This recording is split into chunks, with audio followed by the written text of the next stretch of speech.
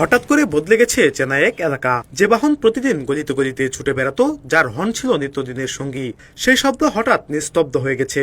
রাজধানীর নিকুঞ্জের রাস্তাগুলো যেন এখন অনেক শান্ত ও স্বস্তির। না, এটা কোনো সরকারি নির্দেশনা নয়, ট্রাফিক পুলিশের অভিযাতও না। তবু বন্ধ হয়ে গেছে ব্যাটারি চালিত রিকশার বেপরোয়া চলাচল, কারণ এবার মাঠে নেমেছে এলাকাবাসী নিজেরাই।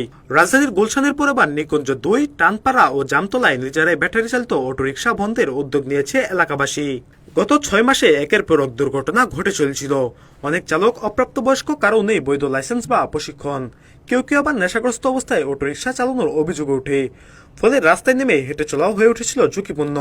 অতিরিক্ত সংখ্যায় চলাচল করা এই অটোরিকশাগুলোর কারণে প্রতিদিন তৈরি হচ্ছিল যানজট। হতাহত হচ্ছিল স্কুল কলেজের শিক্ষার্থী সহ সাধারণ পথচারীরা। সর্বশেষ গত 30 এপ্রিল বুধবার নিকুঞ্জ এলাকায় এক স্কুল শিক্ষার্থী মারাত্মক আহত হওয়ার পর ক্ষুব্ধ হয়ে ওঠে এলাকাবাসী। তৎক্ষণাৎ তারা স্থানীয়ভাবে সিদ্ধান্ত নেয়, এই বাহন আর চলবে না। হাউজিং সোসাইটির সদস্যদের সমন্বয়ে চলাচল নিষিদ্ধ করে দেওয়া হয় ব্যাটারি চালিত রিকশার উপর। বান্ডেল থাকলে প্রতি সেনমানিতে টাকা বাঁচবে। বিকাশ সেনমানি বান্ডেল কিনে জিতুন প্রতি লেনদেনে। অব্যাহতভাবে একের পর এক দুর্ঘটনা ঘটছিল আর কি। এরপরে আমরা উদ্যোগ নিই যে এই অটোরিকশা আমরা বন্ধ করব। ছোট বাচ্চা থেকে শুরু করে একেবারে বয়োবৃদ্ধ যারা আছে, এমনকি দোকান, মানুষের বাড়ি ঘরের উপরও তারা উঠাই দিচ্ছিল আর কি।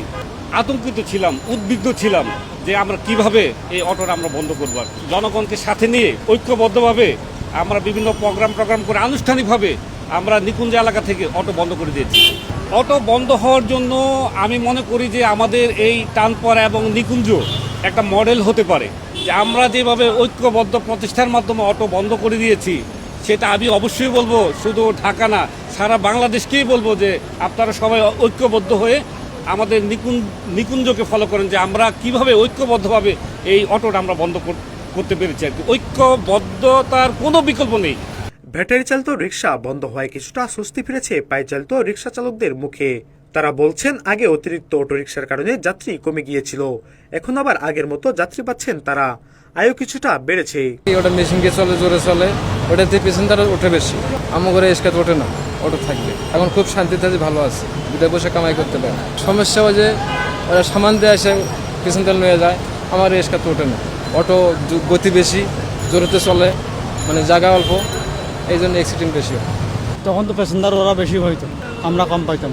আমরা যদি 100 টাকা মারছি, আমরা মারছিল 500 টাকা। এখন ভালো আছে, বরঞ্চ নিকুঞ্জ এলাকায় এরকম অটোরিকশা বন্ধ থাকা ভালো। বিদ্যুৎ চার্জ বেশি খায়, অ্যাক্সিডেন্ট করে, বিভিন্ন রকমের সমস্যা দেখা যায়। আগে তো মনে করেন যে অটো আসলে মনে করেন যে রিক্সা চলে না, মানে অটো রিক্সা চলে যায়, ওই জন্য মনে করেন যে দেরি হয়, খেপ পাওয়া যায় না। এখন নাই, মোটামুটি যা হয় কম বেশি ভালো।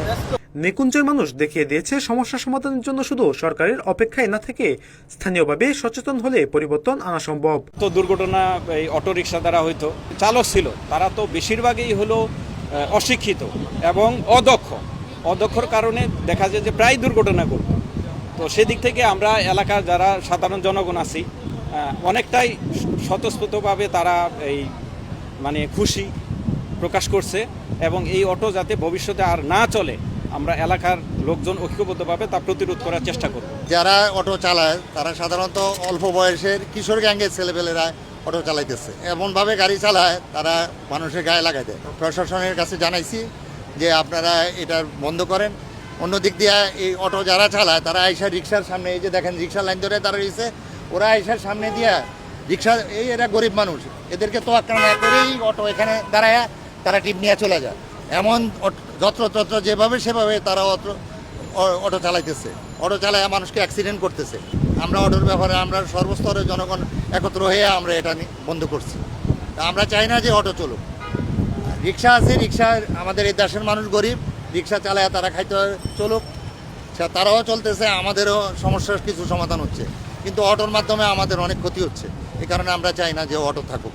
তবে এমন উদ্যোগ শুধু এই এলাকায় থেমে থাকলে চলবে না।